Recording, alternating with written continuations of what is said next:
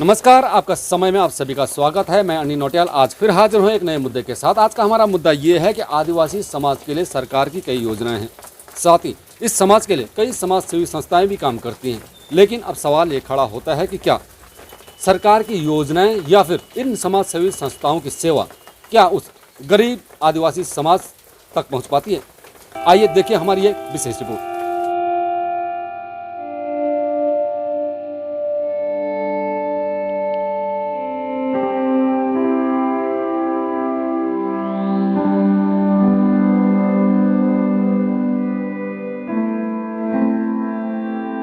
उसको लेके उधर तक दवाखाने पर लिया नहीं, कोई नहीं लिया, तो हम लोग जंगली औषध करके उसको।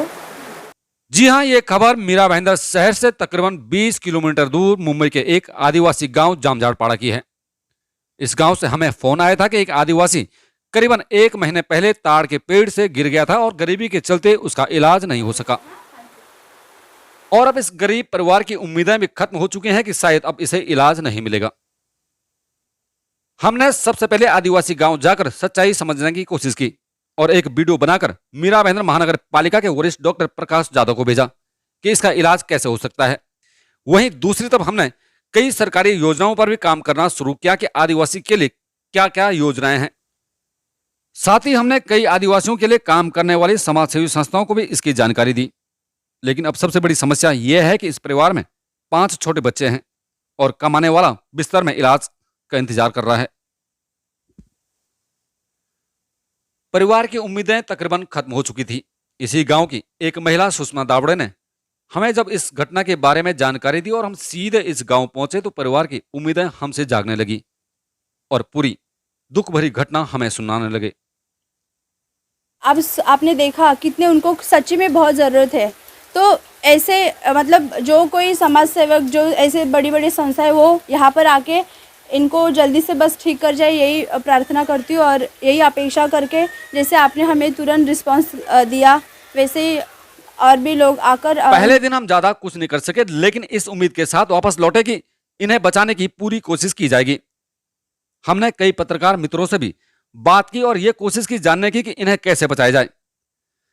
मीरा भाईंदर शहर के युवा पत्रकार अजीम तामोली ने मीरा भाईंदर मनपा के आयुक्त दिलीप ढोले से बात की। साथ ही मनपा के वरिष्ठ डॉक्टर प्रकाश जाधव ने हमें एम्बुलेंस देकर सबसे पहले घायल पड़े नागेश धर्मा बरफ को मनपा के सरकारी अस्पताल में भर्ती करने को कहा। ये हमारे लिए सबसे सुखद क्षण था। साथ ही जब मीरा भाईंदर महानगर पालिका के एम्बुलेंस जब गांव में पहुंची तो गांव वालों को ये उम्मीद जाग गई कि अब इसका इलाज जरूर होगा। इतने गांव में आके समय वाले मुझे लेके आए यहाँ पे, तो मुझे थोड़ा सा अजब लगा था। मगर आने के बाद लगा कि मैं कुछ अच्छा सेवा कर रहा हूँ किसी की, ये मुझे समाधान हुआ।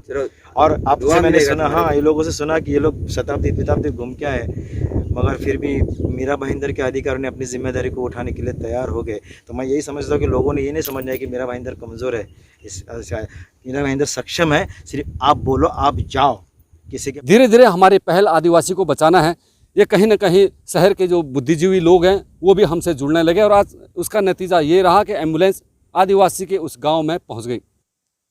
दोस्तों, हमारी एक पहल से इस गरीब आदिवासी का इलाज तो शुरू हो गया, लेकिन इस पूरे प्रकरण में हमें जो मदद मिली वो बयां करना काफी मुश्किल है। हमारे पत्रकार मित्र अजीम तामोली और सामना के वरिष्ठ पत्रकार विनोद मिश्र ने परिवार को बंद मुट्ठी खर्च देकर मदद की। वहीं मीरा भाईंदर महानगर पालिका ने जिस प्रकार से इस गरीब के इलाज के लिए कदम उठाया वो सराहनीय रहा।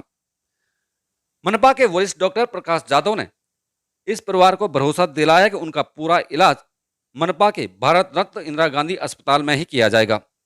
जो भी इलाज में जरूरत होगा उसे पूरा करने की कोशिश की जाएगी।